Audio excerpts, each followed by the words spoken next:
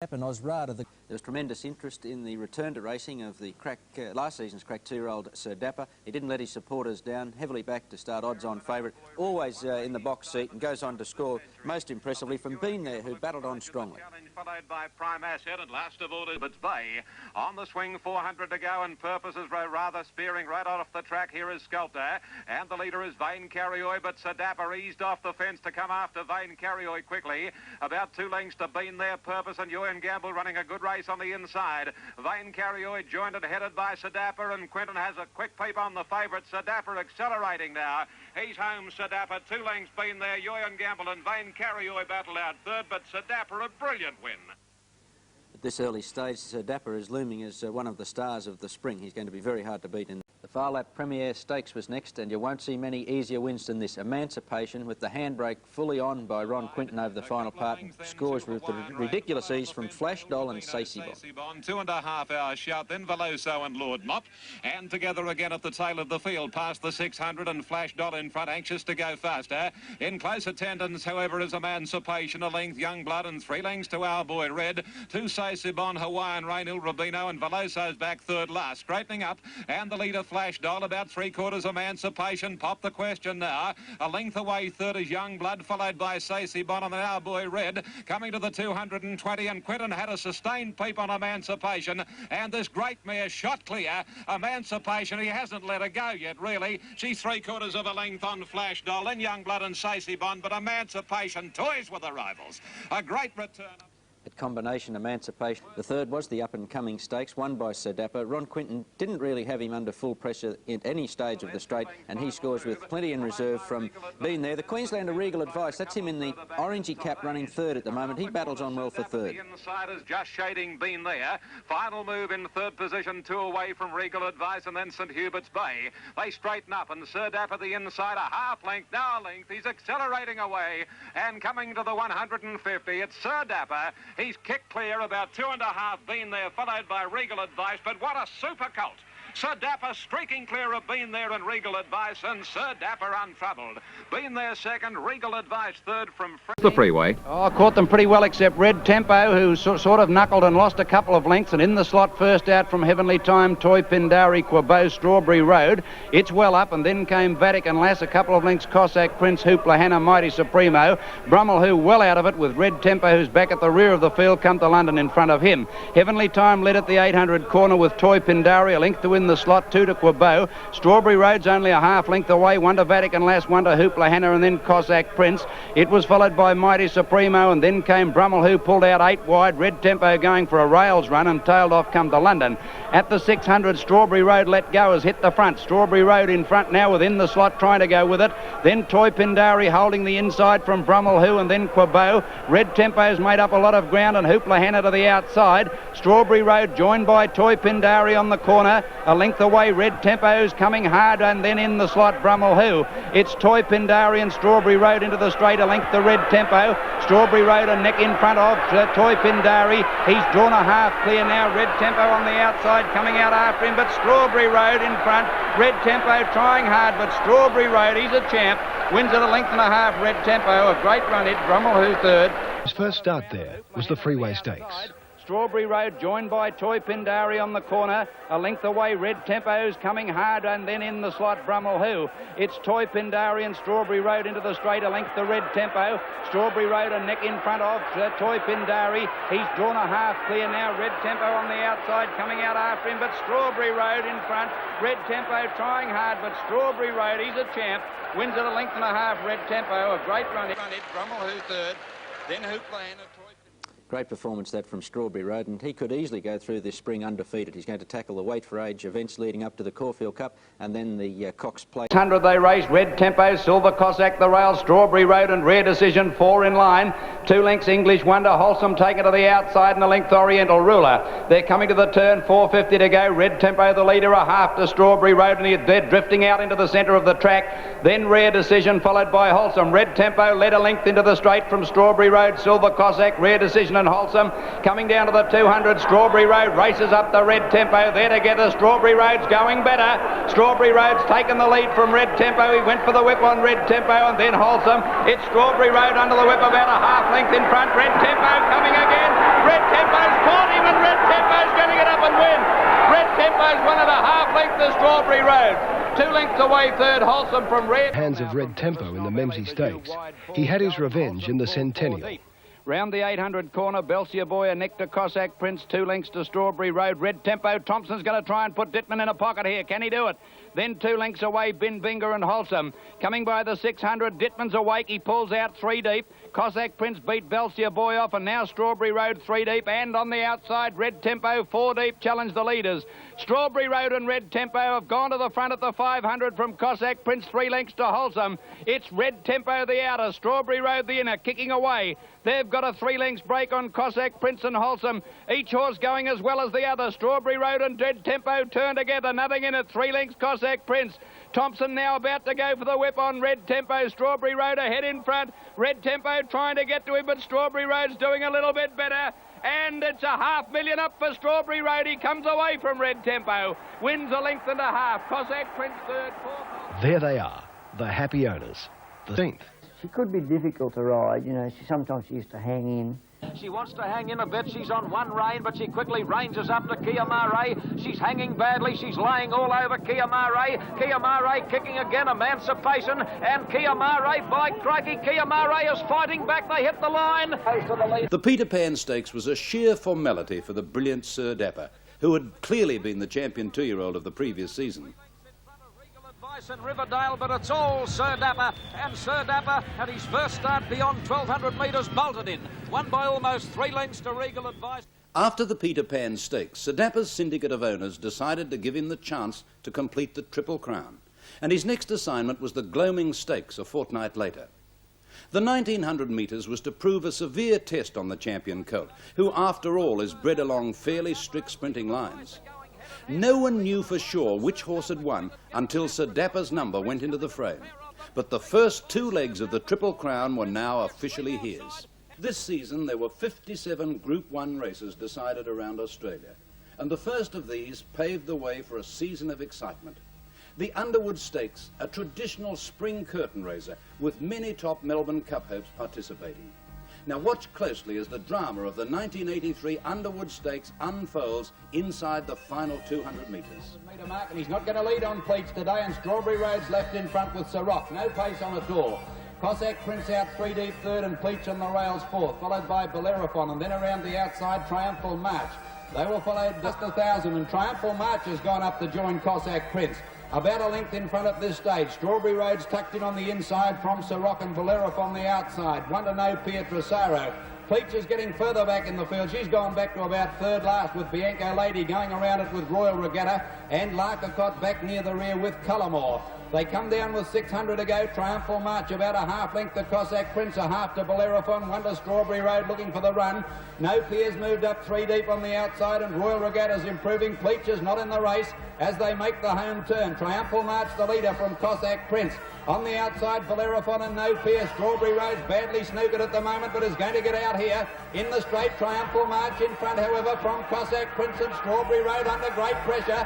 Then Tresaro getting up on the inside of them. It's Cossack Prince, Triumphal March. Tresaro got knocked over. Strawberry Road can't win.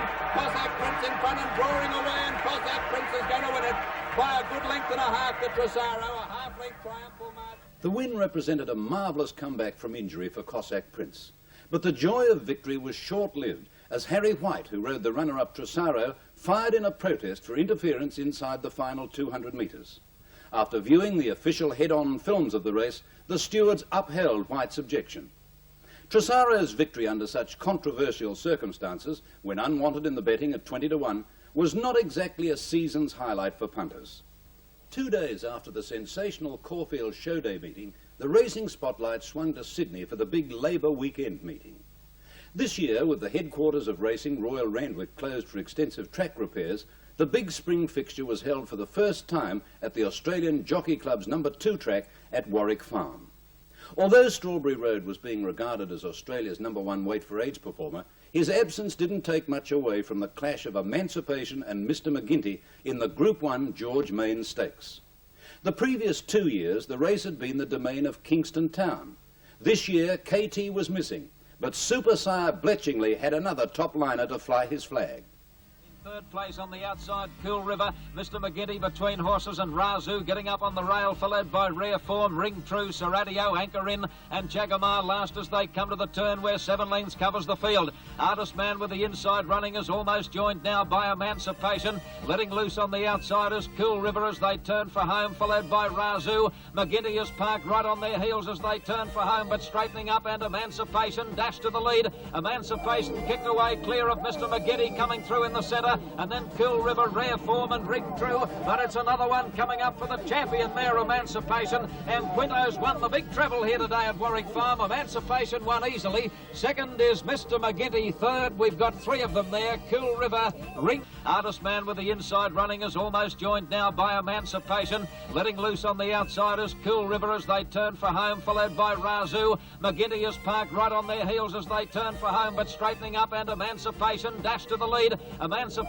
kicked away clear of Mr. McGinty coming through in the centre, and then Cool River, Rare Form and Ring True, but it's another one coming up for the champion there, Emancipation, and Quinto's won the big treble here today at Warwick Farm. Emancipation won easily. Second is Mr. McGinty. Third, we've got 3 of them there, Cool River, Ring True. I like the way he went to the line. Rare Form's also in that photo, and then Artist Man, Razoo and Anchor In, followed by Jagamar. Officially his. The AJC threw a small spanner into the Champion Stakes picture because with the transfer of the Champion Stakes from Randwick to Warwick Farm, the distance of the race had to be lengthened by 100 metres. Trainer Les Bridge and jockey Ron Quinton devised a special riding plan for the Champion Stakes, which called for Quinton to be daringly patient on Sir Dapper. Instead of using the colt's natural speed, Quinton restrained Sir Dapper to the tail of the field, ensuring that the colt spent as little energy as possible until the last 800 metres. But now he's got the mouth open and starts to pull a little bit on the turn out of the straight. Been there led and slows them up to a jog. In second place, Riverdale on the outside, running third, Galway Prince, followed by Not Declared, and then Sir Dapper. As they race towards the 800 metres, the leader has been there under a good hold. He led from Riverdale 3 deep, and between the Riverdale on the outside, Galway Prince 3 deep.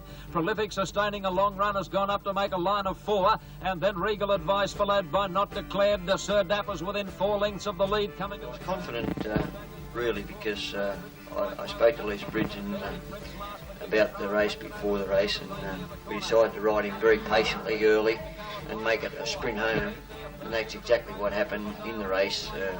I rode him and just made it a sprint home, and it just proved that he was a much superior colt throughout the whole year. Been there, the leader from Riverdale. Here comes the Dapper. Sir Dapper charging down the outside, has raced up to Been There. Sir Dapper headed Been There in one twinkling, and he's got the Triple Crown. Sir Dapper drawing away to score brilliantly. One from Been There, Tri-Flow flew to be third, then Riverdale. A marvellous win, confirming that Sir Dapper is truly a champion. At this stage, Sir Dapper had raced on 11 occasions for 10 wins and a desperately unlucky second in the Todman Slipper Trial as a 2-year-old.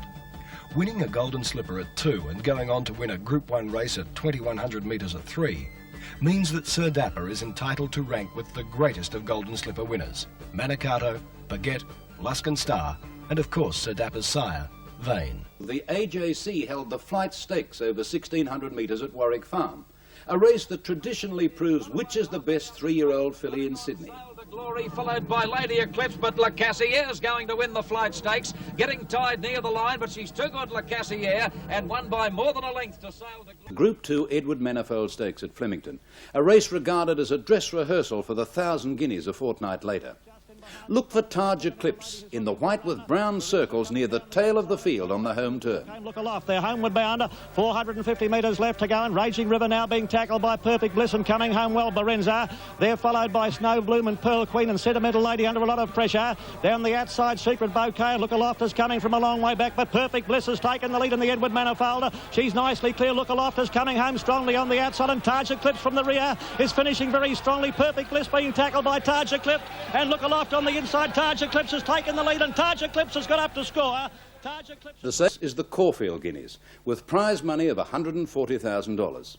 The Guineas was the next target for Sir Dapper after his amazing Sydney campaign. Between Sir Dapper and Albany Bay took a broader base with the arrival from New Zealand of the highly rated sea anchor colt Beechcraft, which had been purchased by Mr. Robert Sangster.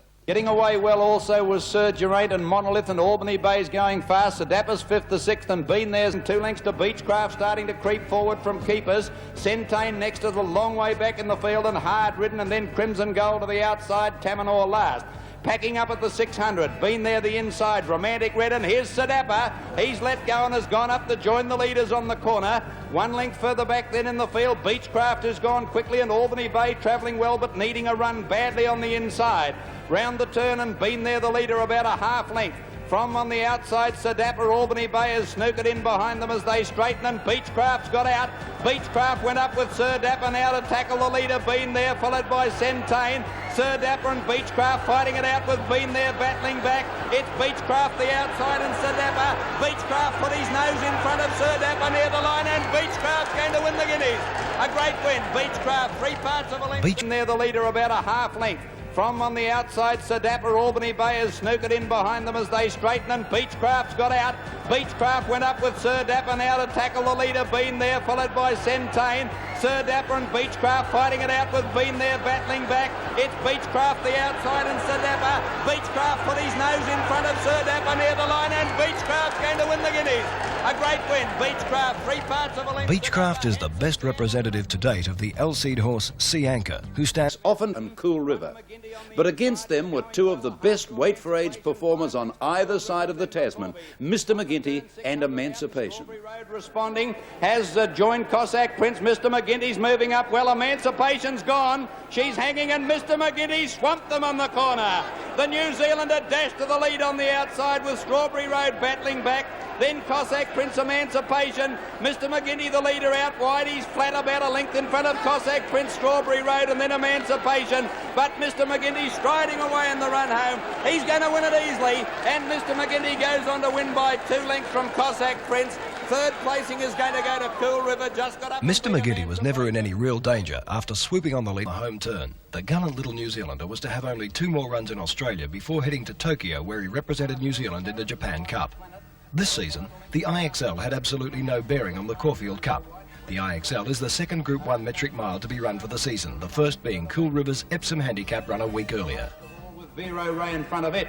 They pack up at the 700, getting closer, a neck only to Pleach, a length and a half to the wind, and French Current the outside. Wonder Hoopla Hannah, here's Vero Ray letting go. Bren Lane easing off the fence. Like a Fortune got shuffled back. Ring True badly needing a run with Anchor in, Ranger's Son and Show Moran, but they're tightly bunched on the corner, 500 out.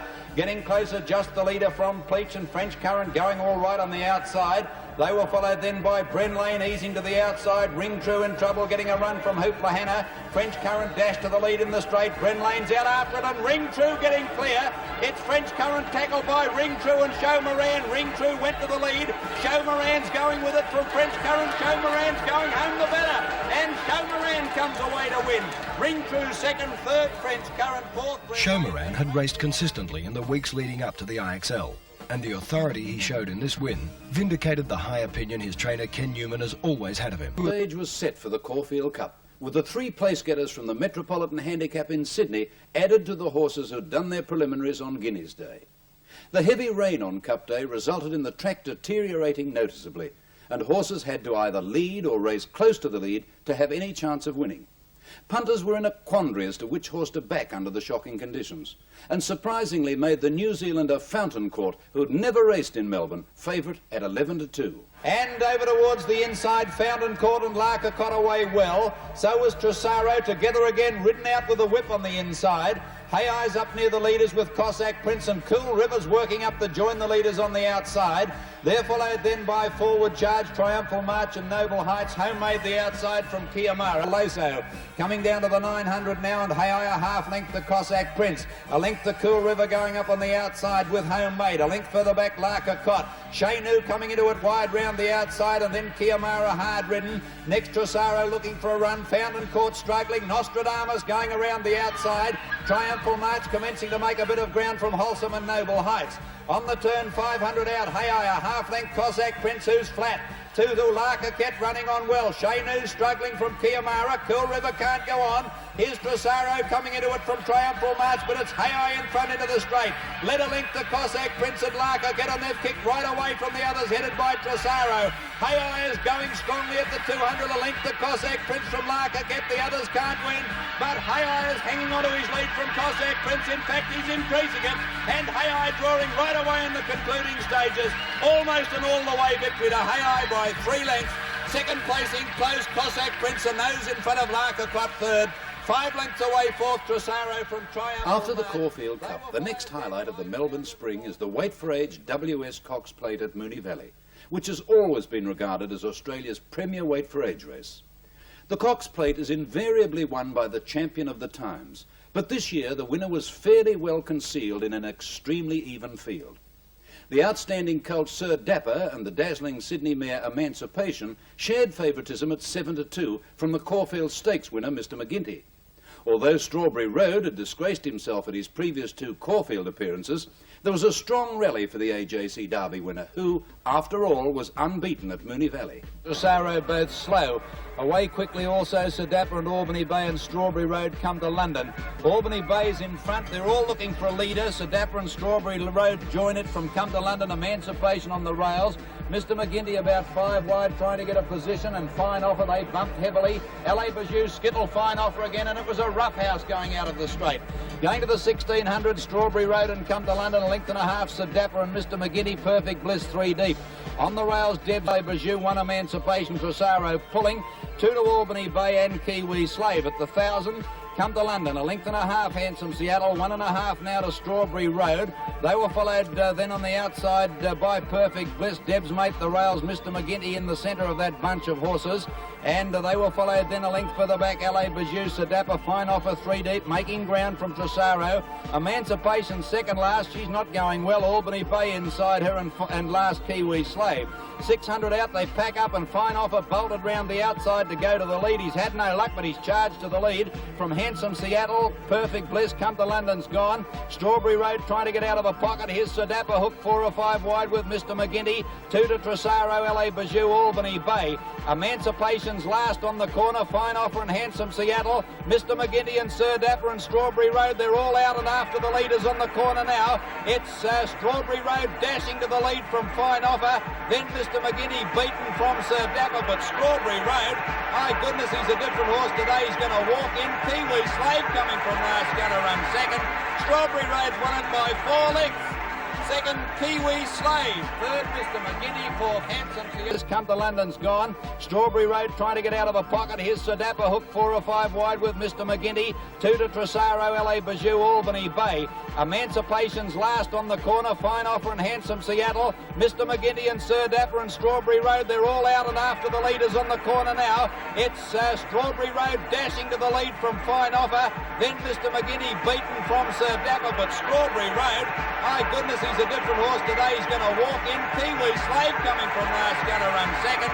Strawberry Road's won it by 4 lengths. Second, Kiwi Slave. Third, Mr McGinty. Fourth, Handsome Seattle. Strawberry Road is undoubtedly the most successful representative of the Northern Dancer sire line bred in this country. He's by the very well-bred Whiskey Road, a son of Northern Dancer's champion son, Nijinsky. Later in the year, a majority shareholding was purchased in Strawberry Road by Sydney businessmen John Singleton and Ray Stair, and plans were formulated to race the horse in Europe in late 1984. Strawberry Road is expected to return to Australia for stud duties in 1985. The Cox Plate was a marvellous race, as it is every year. But as a guide to the Melbourne Cup, it was no use at all. The first 5 horses over the line were non-runners in the Cup, and the well-regarded Trasaro had to be sent to the spelling paddock after suffering a bleeding attack.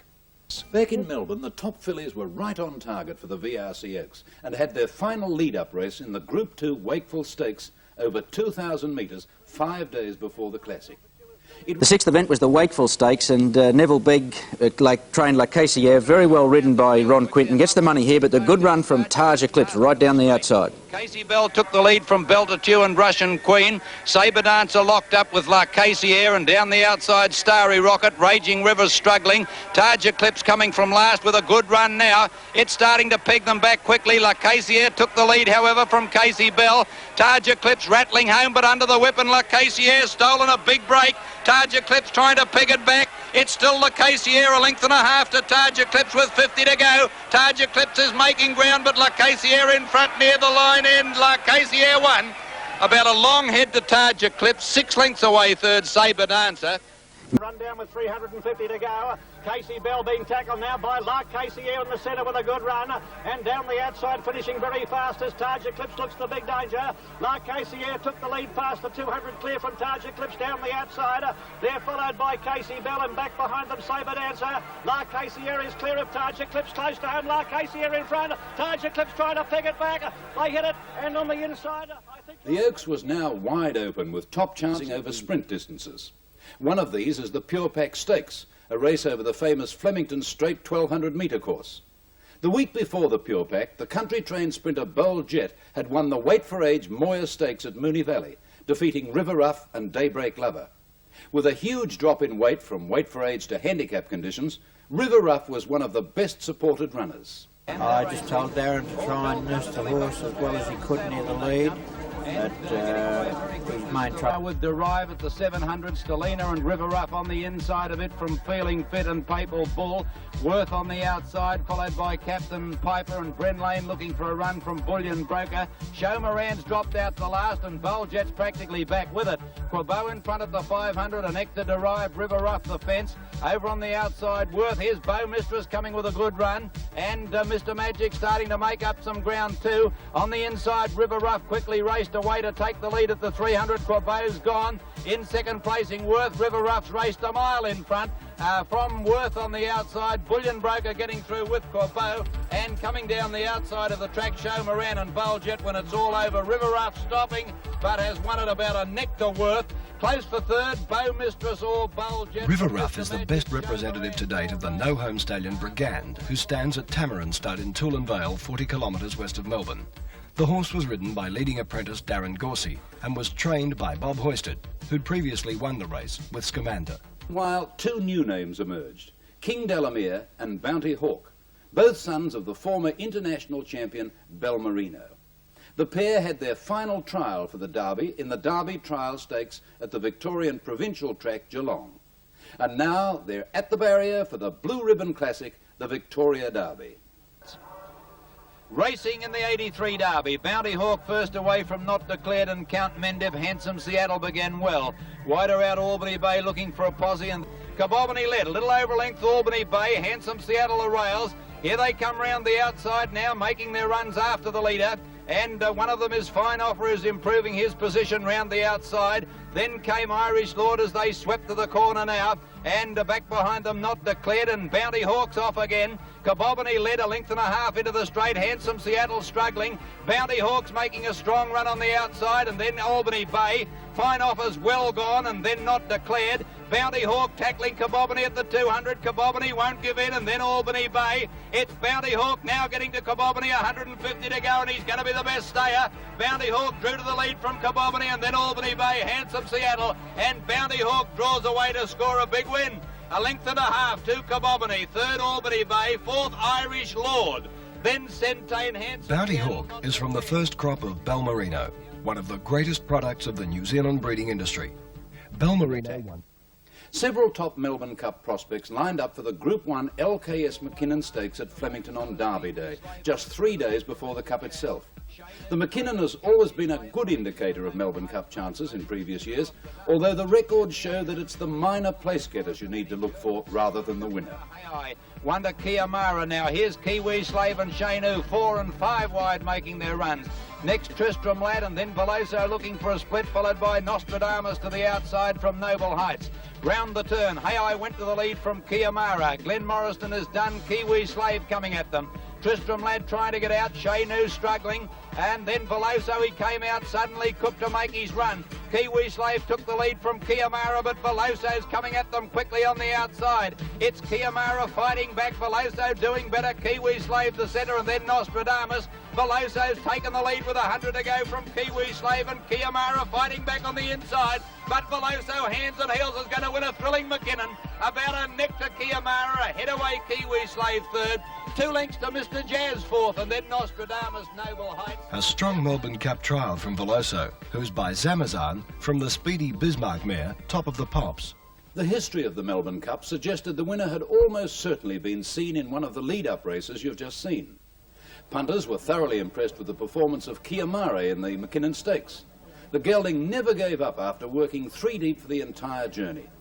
Kiamara was the centre of an enormous betting plunge which saw his price slashed from 9 to 1 to 6 to 1, at which quote he started favourite. But 2 New Zealanders also came in for heavy support from double-figure odds. One of them, the Auckland Cup winner Fountain Court, had started favourite in the Caulfield Cup and had subsequently won the Werribee Cup with 58 kilos. The other, the Wellington Cup winner Kiwi, had not been seen by Australian racegoers. That fact alone was the biggest problem surrounding the 1983 Melbourne Cup, because no winner in the 123-year history of the event had attempted the marathon without at least 1 lead-up race on local ground. Punters across Australia bet some $60 million on the Melbourne Cup, and 81,300 of them turned up to see it firsthand. They're racing. And first out was Hussar's Command from La Cocotte, Triumphal March away well from Bianco Lady Kiamara. Wider out, Mr. Jazz got away nicely, and coming right from the outside, Combat looking for the lead and getting it, and Hay away well. They were followed by English Wonder, and came Fountain Court, followed by Homemade, Mevron Boy, Shanu to the outside. Then Shagamar to Jour Mio, and they're followed by Kiwi, and Amaranth has broken down. As they go past the 1,000-metre mark, they're packing up, and Bianco Lady led about a length here to Hay. Combat is weakening on the inside, and here's Kiamara pull to the outside by Dittman. Triumphal March commencing its run as they came down to the turn into the straight, and Mark Vogel is still there. 600 out on the corner, Mark Vogel, Hay and Kiamara in line, and Mr. Jazz and Triumphal March make a line of nearly 5. Noble Comment behind them as they turn for home, and then Bianco Lady. No Pier to the outside, just a dash to Jour Mio looking for a run. Kiamara sprinted clear. At the 300, it's a length and a half to Noble Comment and Mr. Jazz the outside, then Triumphal March, Nostradamus. Kiamara grabbed by Noble Comment and Mr. Jazz. Mr. Jazz, Noble Comment, Kiamara clear. Veloso making some sort of a run, and Kiwi late. It's going to be close here. Kiwi's going to beat them all with a mighty run. Kiwi swamps them on the line, and Kiwis won at a length and a half to Noble Comment. Ahead away third was Mr. Jazz, just behind them No Pier, Veloso and Kiamara. Then Nostradamus, Hussar's Command, Fountain Court, Kiwi to go forward because I was always thinking of the good inside information from Eric Templeman about getting somewhere near them at the clock tower. Well, from the half mile to the clock tower, you've still got something like three and a half furlongs to run. So it was just a matter of playing the waiting game. 100, it's a length and a half to Noble Comment and Mr. Jazz the outside, then Triumphal March, Nostradamus. Kiamara grabbed by Noble Comment and Mr. Jazz. Mr. Jazz, Noble Comment, Kiamara clear. Veloso making some sort of a run, and Kiwi late. It's going to be close here. Kiwi's going to beat them all with a mighty run. Kiwi swamps them on the line, and Kiwis won at a length and a half to Noble Comment. Ahead away third was Mr. Jazz, just behind them. 8 now. A winning burst that had to be seen to be believed. Many say it was the most demoralising ever seen in a Melbourne Cup. Kiwi was ridden a superb race by top New Zealand jockey Jim Cassidy, who showed great confidence in the horse by not making his run until the final stages of the race. Kiwi is by the American horse Blarney Kiss, who also so-sired the Sydney Cup and AJC Derby winner, Our Paddy Boy. Kiwi was trained by Mr. E.S. Lupton. The Oaks was now wide open, with top chances being conceded to Taj Eclipse, La Cassière, Rose of Dudley and Casey Bell. But most were surprised at the extent of the support for the New Zealand filly, Mapley Heights.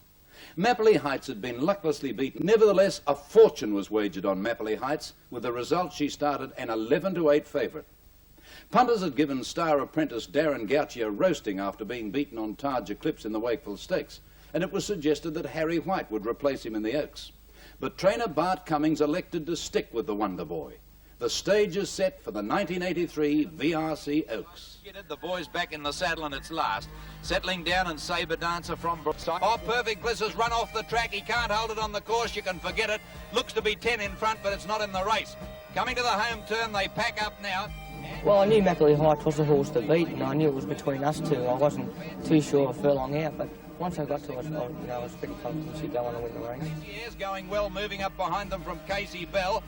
Let's see, Taj Eclipse is back second last on the rails trying to get out, and Mapley Heights down the outside.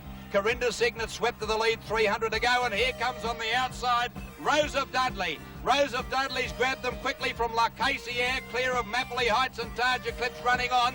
But it's Rose of Dudley and La Cassiere getting up on the fence. La Cassiere took the lead. Mapley Heights and Taj Eclipse will get them though. It's Mapley Heights and Taj Eclipse charging to the lead. Taj Eclipse took the lead and Taj Eclipse wins it. And next to Mapley Heights, third placing Rose. Taking the lead on the outside, Mapley Heights, and now Taj Eclipse is rattling home. Rose of Dudley about to be tackled by Mapley Heights, and Taj Eclipse flying, and La Cassiere is getting a run on the inside, close to Homer, and Taj Eclipse is raised up on the outside of Mapley Heights. Taj Eclipse on the outside has won the Oaks. Taj Eclipse has won it a great performance. And next to Mapley Heights second, third Rose of Dudley, fourth La Cassiere. I rate her amongst the top fillies I rode. She was exceptional, like I said before. She'd sit back and she'd work into the race, and she could sprint at a vital time of the race when the pressure was on, and any filly can do that over a staying distance is quite good. Yeah, just weakened on the line fourth, then Corinda Signet followed. Taj Eclipse is certainly bred to be a classic winner. She's by Taj Rossi, the 1973 Victoria Derby winner and Horse of the Year. Her dam is the imported mare Glad One, who was runner-up in the Irish 1,000 Guineas and Oaks. The Oaks was also particularly significant for Darren Gauci. It was the champion apprentice's 60th Metropolitan win, which meant he'd forfeited his riding allowance with 3 years of his apprenticeship still to serve. Clearly, this was an incredible rise to prominence for a jockey who rode his first city winner only 10 months earlier. But next time out in the Western Mail Classic, De Montfort and Bounty Hawk had their revenge. Two back in the field, to Al Washabit bringing up the rear with no PR as they get inside the 800. On the inside, Albany Bay, a neck from Rare Flyer. Two back to Norm's Delight. Handsome Seattle, close enough if good enough. They're followed by Kia Mare down on the inside. Around the outside, Kiwi Slave makes a run, followed by Rosamos. Then came Bounty Hawk coming into the picture. They're followed by Hallpax Image, Old Currency, and around the outside, McAlfee putting in a run. They pack up on the home turn in this year's Western Mail Classic. Rare Flyer got to the leader. Here comes Kiwi Slave with a big run. He dashed up and took the leader. Handsome Seattle is boxing on hard. They're followed by Bounty Hawk running a big race for the back to Rosamos as they come inside the 200. Kiwi Slave about to be claimed by Bounty Hawk. They're followed by Rare Flyer, no fear. Rosamos coming home in Calamar. It's Bounty Hawk in front, and Bounty Hawk won the Western Mail Classic. Tied for second between Calamar. That win saw Bounty Hawk become a firm favourite for the $300,000 Channel 7 Australian Derby on Boxing Day. And when Perth's #1 rider John Miller replaced De Montfort, the Cummings-trained 3-year-old became all the rage. Watch Miller in the brown and green hoops in what ranks as one of the rides of the season. Set to go. Racing in the Derby. Cabobany bounced out in front on the inside. Getting away well was Old Spice. Cabobany crossing to the inside. Temple Man showing speed. Albany Bay up there nicely. And Amico's Shadow now looking for the lead. And Calais, the filly, coming across from the outside. When they settle down, Nansen back near the rear. Now let's see. Albany Bay's about 6th and Bounty Hawk's trapped 3 wide in about 8th place. 9 hard under pressure from Handsome Seattle Cabobany. Albany Bay sitting behind them, and Bounty Hawk Miller trying to drive through in the centre on it. They're followed by Bungling at the head of the others, and Old Currency still last. 600 out near the corner, and Spanish Minstrel took the lead. Calais coming at it. Albany Bay out off the fence going quickly. Bounty Hawk trying to get a run in the centre from Handsome Seattle as Albany Bay sprinted to the lead, but Miller's got the run on Bounty Hawk, and it's Albany Bay and Bounty Hawk together round the turn from Handsome Seattle out wide. Calais is gone. Albany Bay, Bounty Hawk turn together. Nothing between them, clear of Handsome Seattle. Bounty Hawk's going better. Drew a neck in front of on the outside Albany Bay. Then Handsome Seattle followed by Nansen, and Bounty Hawk starting to stride away from Albany Bay. And Bounty Hawk scores a brilliant victory in the Australian Derby. Wins by 4 lengths. Second, Albany Bayer. Hit away the stablemate. Hardy Hawk had a stranglehold on Perth Cup betting after his effortless Derby win, but had to be withdrawn from the event when trainer Bart Cummings found him to be sore the day before. Now head back to New Zealand to view the Air New Zealand Stakes, New Zealand's counterpart of our Cox Plate or Tancred Stakes. McGinty, or Mr McGinty as Australian racegoers know him, was the centre of attention as he'd just returned from Tokyo, where he ran a mighty race to finish 5th in the Japan Cup. He was opposed to the top weight for age performer Commissionaire, and the Battle of the Giants had been billed as Star Wars. Half-length Secret Ace going up on its quarters. Right in the trail then is McGinty. On the outside of him, Commissionaire now snookering him a length and a half then. John as they work down towards the 600 metres. Fountain Court works round on the outside for Noel Harris. A length and a half then is Isle of Man Ashler and Beaver Boy. Around the bend, 500 metres to go. Silver Rose joined by Commissionaire. Now Cassidy's taken him to the lead quickly. Back on the inside, McGinty snookered for a moment from Secret Ace as they head in.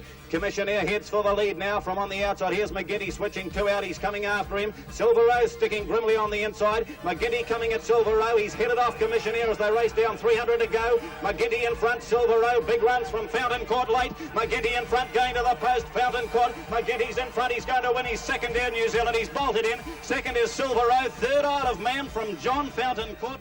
The supposed clash of the heavyweights was a fizzer, with Commissionaire performing lengths below his best form. However, after the race, Commissionaire was found to have swelling in one of his front joints. So much for the vanquished. For the victor, the reward was another trip to Australia, where his next match race, a bout with Emancipation, was eagerly awaited. Well, nevertheless, to the Apprentice. 6th event was the big one, the Expressway Stakes, and Sir Dapper, Mick Dittman. I thought he won the technical battle with Ron Quinton on Emancipation. Sir Dapper was able to ease off the fence and force Emancipation to race very wide in the run to the home turn. And once they straightened, it always looked as though the colt was in charge. Emancipation tried very gamely in the straight, but on the day, Sir Dapper just too good. 500 out on the point of the corner, and Red Current is hanging. Just shows the way from Sir Dapper. Wide out is Young Blood, and Emancipation now pushing between Young Blood and Sir Dapper. She's coming quickly, the mare, and as they straighten up, it's Young Blood on the outside, joining Sir Dapper. Between them, a neck back Emancipation, and a length and a half away Secret Romance. 2:20 to go, and Sir Dapper at the moment holding Emancipation a half length. Then Young Blood followed by Secret Romance, but Sir Dapper's drawn a length Emancipation, who has no answer to the colt, and Sir Dapper streaking clear. Sir Dapper a length and 3/4, 2 lengths Emancipation, and a great return by Sir Dapper to blitz Emancipation. Third was on the outside Secret Romance from Young Blood. Well, the highly consistent 4-year-old River Rough showed that he has a touch of class with his win in the Lightning handicap, which was the middle leg of the Flemington treble, and he's going to be a pretty worthy substitute for Manikato, who unfortunately was put down earlier in the week. Trained by Bob Hoysted, and this is the Lightning Stakes from the 1,000 metres. Bowl Jet's fairly well away, and so is Ideal Planet. 100 Aerolino, Razor Sharp, Ideal Planet in line with Secunda on the outside.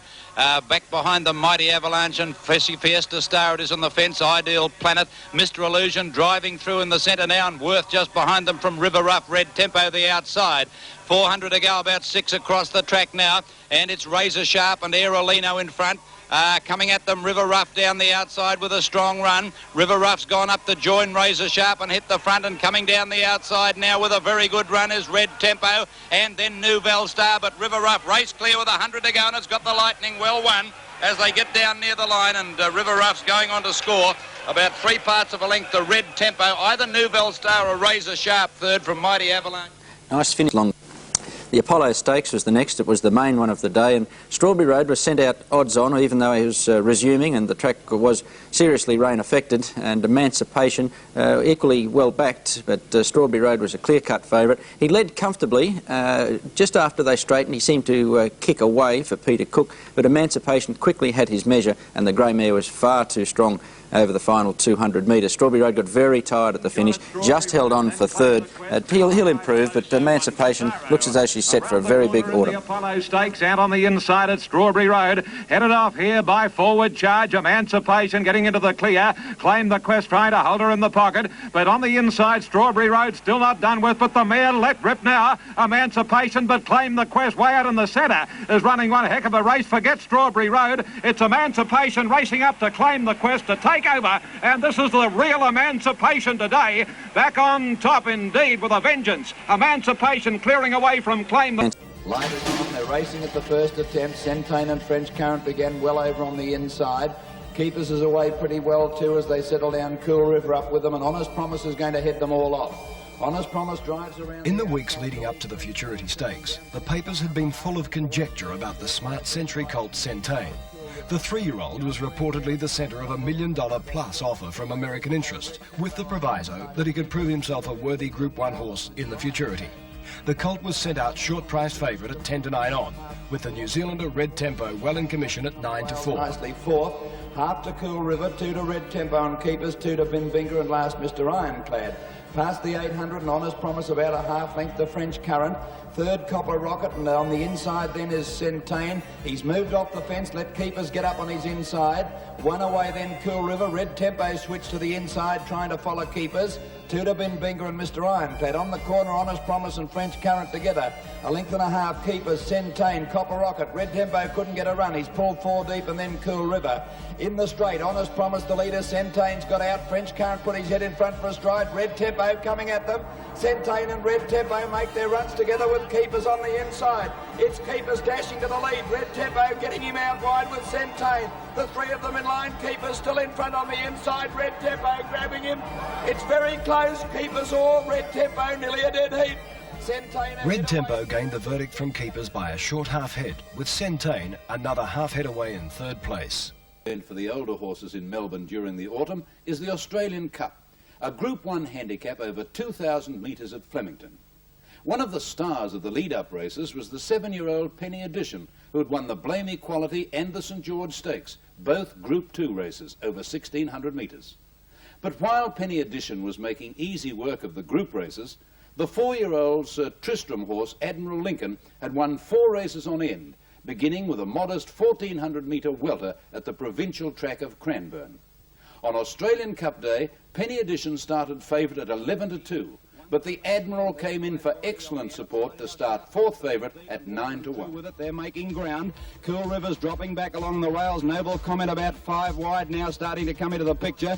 Triumphal March even wider is coming into it, and Admiral Lincoln, he's trying to thread his way through the field. Gala Mascot's dropped right. Actually, I jumped away slowly, and after I'd gone 300 metres, I was on the fence, and I got off the fence getting past the 1,400, and finished up following Mr. Jazz from about there. I had a really good run through the race till I got to the crossing, and I was going that well. I had to steady him a little bit, and actually I've spoken to him. I said, well, boy, you know, he's going easy. Through's the one coming hard at it, and here's Admiral Lincoln.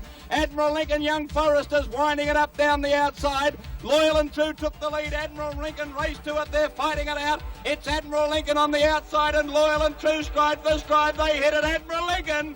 The Admiral's won it. Admiral Lincoln is just another in the seemingly endless chain of Group 1 winners by Cambridge Stud's incredible Survivor stallion Sir Tristram. And we've already seen how easily Mr. McGuinty handled his New Zealand opposition after returning from Japan. With Emancipation and Mr. McGuinty in top form, their match race would have been worth going a long way to see. But throw in Strawberry Road, No Pier, Tresaro, Hay and Veloso, and you have one of the wait-for-age highlights of the Australian racing year, the exciting and controversial AJC Chipping Norton Stakes. And then Tyanka, and they're followed by Sanitate. Well back as No Pier. Tresaro dropped out next to last, and King Delamere. Kiamare went up on terms with Mr. McGuinty as they travelled to the 600 metres. They're 2 lengths clear over Hay. A hit away running on nicely is Emancipation, being niggled out a bit here.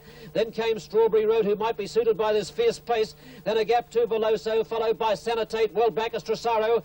No Pier is well back in the field, followed by Tyanka and King Delamere. Mr. McGuinty headed up for the judge, and it kicked away from Kiamare, who's feeling the pinch. Emancipation giving chase to Mr. McGuinty, but he's going well halfway down the straight, and Strawberry Road's coming with a blockbuster run. Mr. McGuinty claimed by Emancipation at the 100 metres. Emancipation went to the lead to hit the lead from Mr. McGuinty. Tresaro flies, but the mare has just beaten Tresaro, I think. The Chipping Norton proved to be an invaluable form guide for the remainder of the autumn, as was Sydney in the autumn is a paradise for top 3-year-olds. The first Group 1 race for the classic colts is the $100,000 Canterbury Guineas on March 28, the first of the 3-year-old Triple Crown series, which carries a huge cash bonus. Punters quickly sorted the race out as containing only 2 chances: the Colin Hayes trained Beechcraft and the dual Derby winner, Bounty Hawk. In broad terms, the punters were right on target, with the two favourites fighting the Guineas out right to the line. Out of that division, followed by Pacala, Bounty Hawk, King Delamere, and Beechcraft was last. And has travelled Pacala, followed by Bounty Hawk, and then Beechcraft and King Delamere has dropped out last. They passed the 800, and Guria has the speed on, leading about 2 in advance of Rising Prince, not declared. A hit away fourth then as top of the nap, and they're followed by Blue Regent, Wage Freeze, and then Ewan Gamble. Triflow making ground through a middle split, and they're followed then by Getting Back, Regal Advice, Bounty Hawk up along the rails, followed by Galway Prince, Beechcraft. King Delamere's next to last, and Pacala trails the field. Rising Prince nicely clear over Guria as they race to the home bend. Not declared is in behind those, running on nicely, and they're followed then at the head of the others by Making Ground, Bounty Hawk, coming around them rapidly. Rising Prince led, but Bounty Hawk is closing very quickly on the leader, and soon after Bounty Hawk ranged up to hit the lead from Rising Prince. Triflow's in behind those. The leader, Bounty Hawk, from Triflow now with about 100 left to run. Bounty Hawk in front of Triflow. Here's Beechcraft coming at 100 miles an hour down the outside, and they hit the line of Beechcraft or Bounty Hawk when they hit the line. Once again, Bounty Hawk's right. Running on nicely, and they're followed then at the head of the others by Making Ground, Bounty Hawk, coming around them rapidly. Rising Prince led, but Bounty Hawk is closing very quickly on the leader, and soon after Bounty Hawk ranged up to hit the lead from Rising Prince. Triflow's in behind those. The leader, Bounty Hawk, from Triflow now with about 100 left to run. Bounty Hawk in front of Triflow. Here's Beechcraft coming at 100 miles an hour down the outside, and they hit the line of Beechcraft or Bounty Hawk when they hit the line. Once again, Bounty Hawk's rider was the centre of criticism. This time the recipient was John Marshall. Beechcraft's Canterbury Guineas win was yet another Group 1 race to fall to the Colin Hayes, Robert Sangster, Brent Thompson combo. Victorian, Mr. Ironclad. You'll notice him come right down the centre of the track with the red cap, and he just gets there in a deceptive finish from Alibi and Vichaval, the favourite Centane, very disappointing. To a length on Bring Home. In third position on the inside has Sailed to Glory. Centane asked to go now, followed a length back by Keepers. Pleasant Star looking for the run through, and then Albany Bay and Alibi. At the ledger, 300 out, Newville Star being challenged by Centane. Here's Keepers coming into it. Pleasant Star can't get a crack at them, followed by Albany Bay, Mr. Ironclad, Vichaval and Alibi. Mr. Ironclad, Vichaval and Alibi. They've raced away this trio. Alibi on the inside going home best. And Alibi, I feel, has just won by a nose. Close finish. I think Alibi might have wanted a nose. Normally, the Canterbury Guineas is the only guide needed to find the winner of the Rosehill Guineas.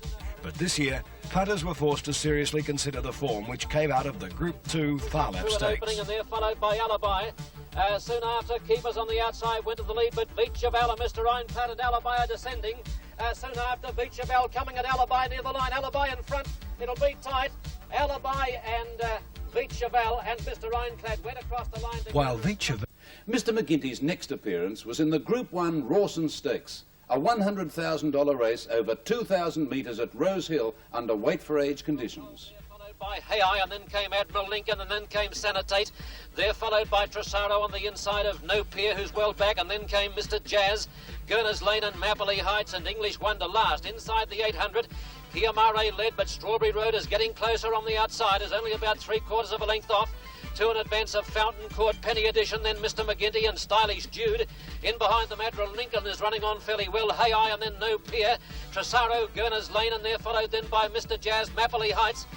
English Wonder has dropped out next to last, and Sanitate. Strawberry Road shot to the lead on straightening up. Kiamare's handy. Now Mr. McGinty's coming after the leader. They're followed by Fountain Court, Penny Editions putting in a run. Strawberry Road is claimed by Mr. McGinty on the outside, who's coming home well. It's Mr. McGinty claiming Strawberry Road. They're settling down to battle it out. Mr. McGinty hit the lead inside the 100, and he's pulling away from Strawberry Road. And the Game Little Champion races home to win it. Tressaro flashed up for second, Admiral Lincoln third. The Rawson was Mr. McGinty's second Group 1 success for the season and confirmed his reputation as the best 2,000 metres horse in either Australia or New Zealand. The gallant little New Zealand colt was then nominal favourite for the $300,000 Bowater Scott Tancred Stakes. Bounced back to her best in the Chipping Norton Stakes. But there was much more to come from the First Lady of the Turf. The sequence beginning in the $100,000 Rosemount Wines Classic. This 1,500 metre race is restricted to fillies and mares and received Group 1 standing for the first time this year. Emancipation was allotted the maximum top weight of 60 kilograms and was a hot favourite at even money. So they're racing, got them to a good start, and getting away Rom Stiletto began well. Gelsomino and Tempestuous were slow, but on settling down. White Jewel is collared by Le Casier, and darting through, used the space, headed that pair, and they're followed then by getting through along the inside. Selena's Love, Emancipation in that division, and they're followed then by... Hit inside her, and then the gap appeared, and the race was sort of, once you got a momentum up, the race was over in a twinkling, and for her to sprint with 60 kilos on her back, I thought was an excellent effort, really. Then Le Casier, Emancipation back on the inside of Seeker's Gold. Royal Regatta's coming around the field in good style. Selena's Love and White Jewel headed up for the judge clear. Use the space, hook to the outside. Emancipation is trying to break out of a pocket, and she's seeing a bit of daylight now, but Le Casier went to the front. Emancipation barging through that opening now is coming at them, and here's Royal Regatta on the outside. It's Emancipation, claimed by Royal Regatta, with Tempestuous running on well, but she's too good, the filly, the mare, and she's racing right away. Emancipation, Tempestuous second, Royal Regatta third. Emancipation's win in the Rosemount Classic convinced Connections she was worthy of a return bout with the mighty Vane colt Sir Dapper in the Ryder Stakes a week later. The colt was favourite at 5 to 4 on. I put more thought into this race, along with Neville Begg, than I've ever put into a race in my life. And we sat down and had long talks about it. And, we went back to the Way for Age race at Warwick Farm when she narrowly beat Tressaro and Mr McGinty when they run a course record. And we established that she could maintain pressure for virtually the whole race. And if we could put the pressure on Sir Dapper, which no one thought we'd go out with those tactics, it may work out. And that's exactly what happened. And unfortunately, Sir Dapper got caught in a pocket, and he did look unlucky on the day. But I think, thinking back, I think he may have had his chance. Sovereign Chief has dropped out last. Secret Romance led the way from Emancipation. The rider looks confident on Emancipation as they make the turn. They're followed by Red Tempo. Sir Dapper getting up on the inside rail. Then at the head of the others, Centane and Youngblood, but Emancipation coming at Secret Romance. Sir Dapper's locked into a pocket as Red Tempo moved up on the outside of it, and Emancipation shot clear with 100 to go. Sir Dapper's giving the mare a long start. Whether he can make it or not, I don't think so. The mare's going too well, and she's home and hosed. And Emancipation wins from Sir Dapper. A long way back, Centane headed across the line. While Vite Chevelle was being trained for the shorter races during the autumn, the performances of Alibi and Mr Ironclad were excellent Rosehill Guineas trials. On April 7th, the time for the clash between Bounty Hawk, Beechcraft and the two newcomers arrived. Delamere followed by Not Declared, who's well back in the field to I'm a Prince. Mr Ironclad is next to last, and Bounty Hawk trails the field. In the run down the back, Durango and Bounty Hawk about 900 to go, and Durango led the way from Golden Daniel. The best part of a length away, third Rising Prince, and then came Alibi in fourth placing, travelling well. The next is Wage Free, is followed then by Beechcraft taking closer order, followed by King Delamere. There's Triflow whipping around in company with Not Declared. In behind the Mima Prince, and Mr Ironclad is next to last, and Bounty Hawk is last. But now the field is starting to pack up. They race up to approach the home turn. Durango led from Rising Prince and Golden Daniel. Alibi Let Go is coming around them. So is Beechcraft and Triflow, with Bounty Hawk and Mr Ironclad about 8 or 10 deep as they make the turn into the straight. Durango claimed by Rising Prince and Alibi at the ledger. Wage Freezers boxed up on the rails, and they're followed by Beechcraft, who's coming home well. Down to the 200 metres, Rising Prince is claimed by Alibi on the outside. Alibi hit the lead from Rising Prince. Now Beechcraft is the danger coming after Alibi. Alibi in front of Beechcraft, near home, and Alibi has beaten, I'd say, Beechcraft and Rising Prince. Alibi is a son of the champion vaguely noble stallion, Noble Bijou, who's also the sire of the multiple group winner, Allez Bijou. Recent weeks there's been plenty of talk about the outstanding staying prospect What a Nuisance. He was reverted back to 1400 metres event yesterday and was despised in the betting to start 33 to 1, but came from last with a flashing finish to defeat Triumphal March, Rake's Pride and Just a Dash. So it was one for the stayers here, all at long odds. Then came Triumphal March with a big run around the outside. Into the straight, Douse the Blaze kicked away. Torbeck looked gone. Eureka Gold trying to squeeze up on the fence. Sports Ruler, and here's Triumphal March down the outside with a strong run. And coming from the rear is What a Nuisance. Triumphal March got to the lead, but What a Nuisance from last, swamping them near the line. And What a Nuisance goes on to win by nearly a length to Triumphal March. Rake's Pride up for third. Useful performance there from What a Nuisance. He's certainly a very, very promising type. Finally went to Vicheval, the Melbourne 3-year-old. He wintered here last year and looked a very promising type, and he's really hit his straps now. He's in the Doncaster handicap next Saturday, and he's another likely Queensland visitor this winter. Has given in on the inside, UN Gamble on the outer, followed by Albany Bay, Like a Planet, and 1 length of Vicheval storming into the picture. Dittman's gone for the whip on Feeling Fit. Vicheval, UN Gamble claiming it, with Vicheval drawing to a clear-cut lead, and Vicheval has come to the 100 metres full of running, 2.5 lengths on Uno Patera dashing down the outside, but it's all Vicheval, and Vicheval by 2.5 lengths to Uno Patera. Third home was Row of Waves. Yes, it was all Vicheval, and it was all the bookies in the 6th. One of the features of the AJC Carnival is the running of the Doncaster Handicap, a time-honoured race over the toughest of all Australian 1600-metre circuits. The 1984 Doncaster suffered from the scratching of 4 of the top fancies: Emancipation, Sir Dapper, Prolific, and the New Zealand galloper Clear Gold, leaving a field which lacked the depth of previous years. The vice-regal colt Vicheval earned favouritism with an effortless win in the Sir Robert Askin at Rosehill the week beforehand. They're racing in the Doncaster handicap, and Sanita got the best of it. Sovereign Chief and Tempestuous slow, but Sanita headed by Like a Planet, with Albany Bay getting in there, and they're followed by Northern Reward, Vivacity and Gelsomino, and then came Trenchton, Vicheval, and they're followed by Royal Regatta. Vivacity back on the inside of Tempestuous Bencara. They're followed by Andaman, who's third last, followed by Row of Waves and Sovereign Chief. Sanita led Like a Planet at the 800 metres, Albany Bay third. They're followed by Gelsomino ahead away, then Northern Reward. They're followed then by Trench Digger, Tulsanite. He's a Warrior forcing a passage, and they're followed by Royal Regatta. Then came Shifnal Prince and Vicheval. Bencara's off the track, and then Tempestuous. Vivacity well back to Row of Waves, and they're followed by Andaman. In front of only Sovereign Chief. Sanita led the way to Like a Planet, putting in the bid with Gelsomino and Albany Bay handy. Northern Reward is trying to push up on the fence, and here's Vicheval down the outside in company with Royal Regatta. It's Vicheval down the outside coming at the leaders. Royal Regatta's going with it. It's Royal Regatta and Vicheval singling away from Sanita. Vicheval just in front of Royal Reward. They get down, Royal Regatta coming at Vicheval. Oh, it's tight, Vicheval or Royal Regatta when they hit the line. Sovereign Chief third. Vicheval, like Prolific, is a member of the first crop of Vice Regal, a stallion that looks set for a highly successful career. Vicheval had to withstand a protest from Wayne Harris on the runner-up Royal Regatta, but after due deliberation, racing and Flash Doll and Aerolino got the best of the start. Worth slow. Rosebrook came out well, and so one of 2 additions to the list of Group 1 races on the Australian racing calendar is the Galaxy, a top-class sprint over 1,100 metres at Randwick on the opening day of their autumn carnival. With a list of previous winners, including Bletchingley, Luskin Star, Hit It Benny, Mistress Anne and Grey Receiver, there was no doubt about the race's entitlement to the higher rating.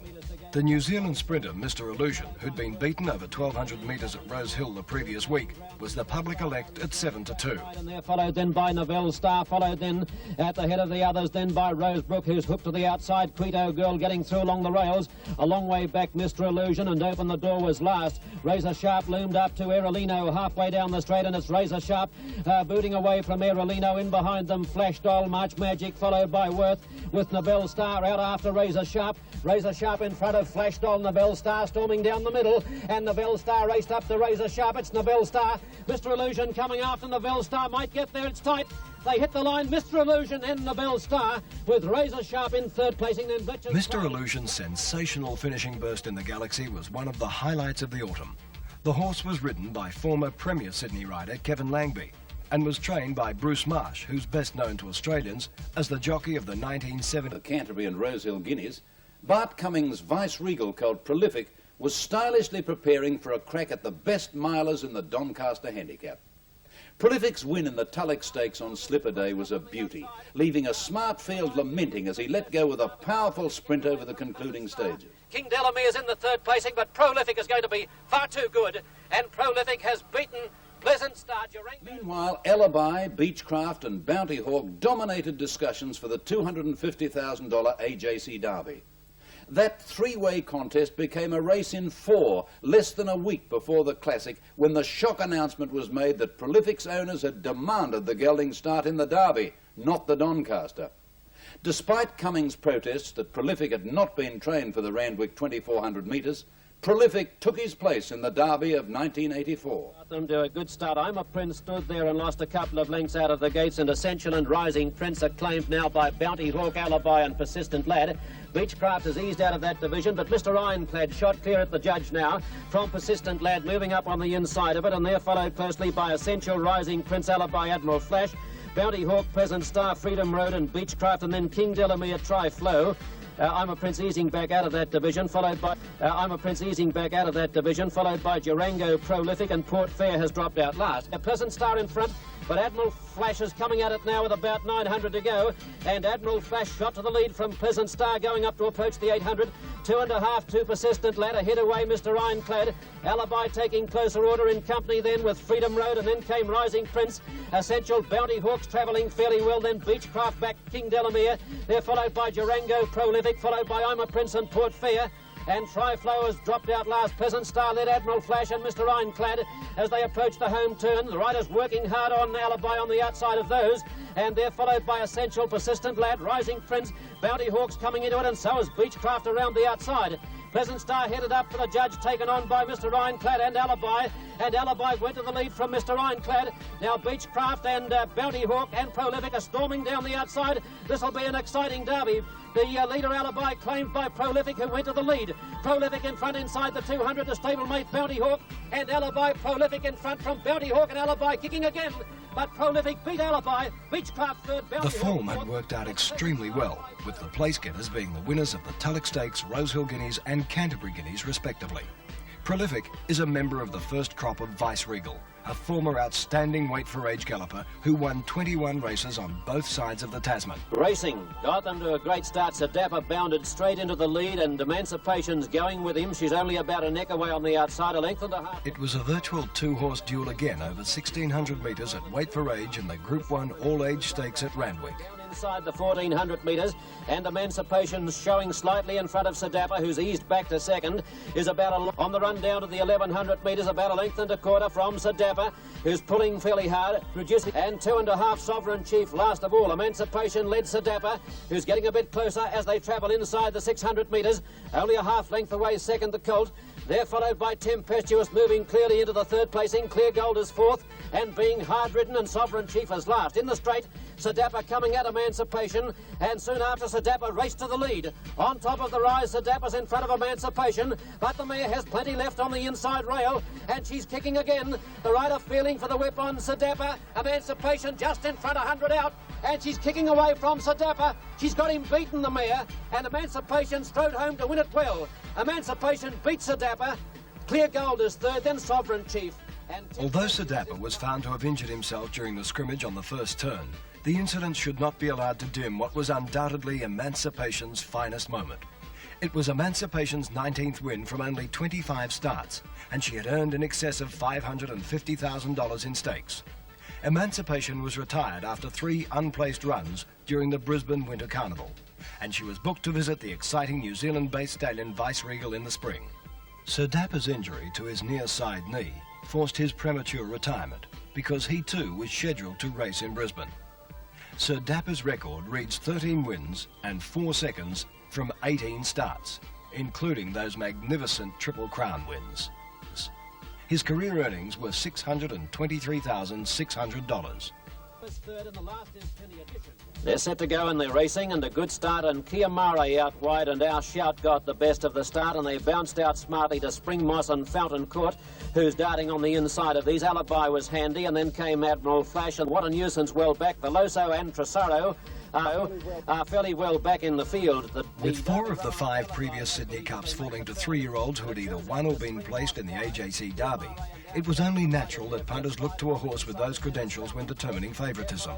The youngster to fit the bill was Alibi, who'd done such a good job in winning the Rosehill Guineas and who'd been trapped wide for most of the race when second to Prolific in the Derby.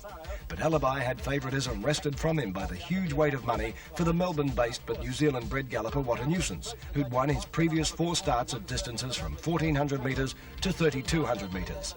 The best Sydney Cup field for years seemed a perfect way to conclude a first-class autumn. They're followed by Our Shout tucked in behind those, and then Fountain Court on the inside just led from Fast Food as they reach the 1,600 metres. The pressure's on now.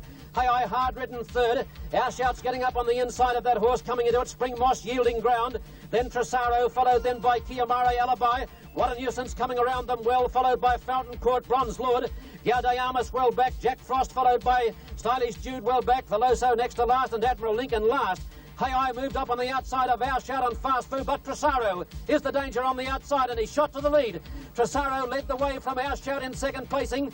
Then came Alibi and Hay, but Tresaro will take beating from there. 100 to go in the Sydney Cup, and Tresaro has the lead from Our Shout by a length and a half. Tresaro wins the Sydney Cup. Tresaro beat Our Shout, Alibi third. The giant son of Sir Tristram, Tresaro, had been convincingly beaten when a short price favourite at his previous 2 outings.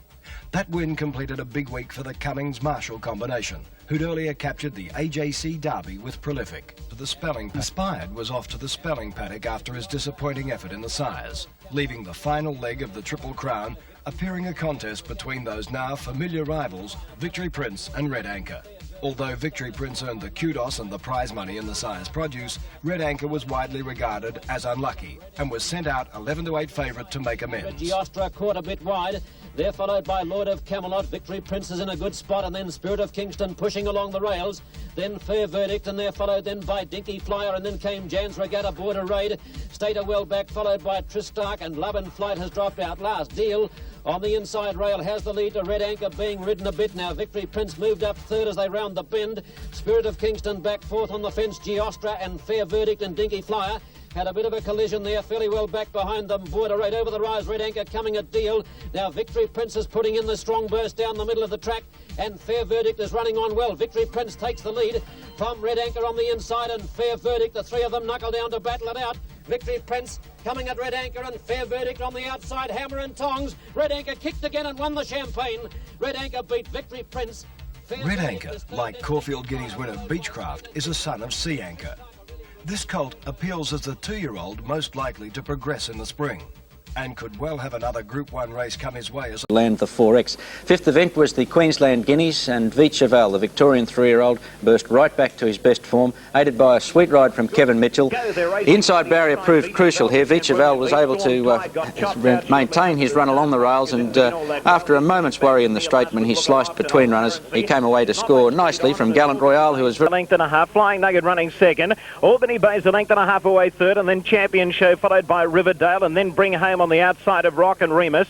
Another length to Fossiger, followed then by Plain Nonsense in the centre. Vicheval on the rails, and like Casier the outside, then Triflow, New Bliss. Then Storm tied a fairway back in the field. Look Alive starting a run, and Old Currency's last. They swing around the home turn of the Guineas with 400 metres left to go. Gallant Royale joined by Albany Bay on the outside. Finishing gamely now Flying Nugget. Bring Home's coming into it with a good run, and Vicheval, he's working his way through the field. Rock and Remus is over on the inside, 200 metres out. Gallant Royale is still the leader. He's a length and a half in front of Vicheval, who's into the clear now, and rattling home. Bring Home on the outside. Gallant Royale in front. Here's little Vicheval. Look at him. He's storming home. He takes the lead and he races away to win it. It's Vicheval first. Vicheval first. Gallant Royale second, and it's tight for third. Bring Home, Rock and Remus and Luck. Vicheval didn't have to be pushed right out to score there. The winning margin 3/4 of a length, but I think Kevin Mitchell just had a little bit up the sleeve. Show you now the Channel 7 Classic, and victory again to the Victorian Vicheval. Nicely ridden by Kevin Mitchell, who brought him with a well-timed run in the straight to edge out Port Fair in a rather deceptive finish. There were excuses offered for Port Fair. He was struck over the head accidentally with the whip in the straight. We'll show you the slow motion, but this is the... They come towards the home turn and the leader. It's Pleasant Star, a half length in front of Riverdale. String of Pearls third, then Bring Home, Gallant Royale under pressure. Vicheval on the outside, making up ground, Stenmark, and then Port Fair. Pleasant Star in front, flattening for the run in. Here's Riverdale with a big run on the outside. Bring Home joining in quickly, then String of Pearls and Port Fair coming through in the centre. And now little Vicheval to the extreme outside. He's rattling home. Riverdale has taken the lead. Vicheval is coming at him hard. Port Fair in the centre. Vicheval, Port Fair and Riverdale. Port Fair's grabbed the lead close to home. They hit it. Gee, it's close. This is close between Port Fair and Vicheval. It could go either way. Rock and Remus flew on the outside. He's in a photo with Riverdale and String of Pearl. centimetres in that finish, but the judge going for Vichavel, the heavily backed favourite, over Port. Get going. Pete's Choice began brilliantly.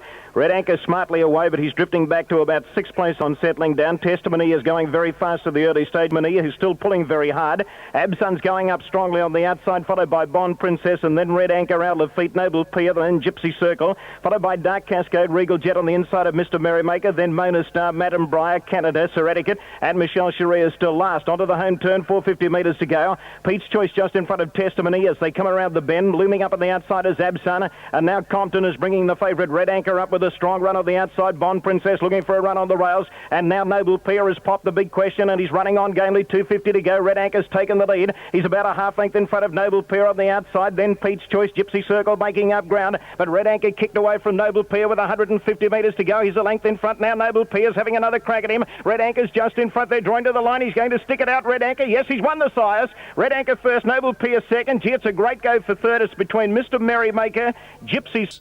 2 months. One of the attractions of the Brisbane Carnival is the 3-year-old racing, which this year was dominated by 3 New Zealand-bred colts. Vichavel, winner of the Doncaster handicap, had taken that form to Brisbane and had continued on his winning way. The AJC St Ledger winner, Port Fair, had given Vichavel the race of his life in the Channel 7 Classic at Doomben on May 26. And from New Zealand, the highly rated Librici had run right up to his reputation by beating Queensland Oaks winner Look Aloft in the Grand Prix Stakes. It was a promoter's dream come true, and they all took their place in the field for the Group 1 Queensland Derby on June 9.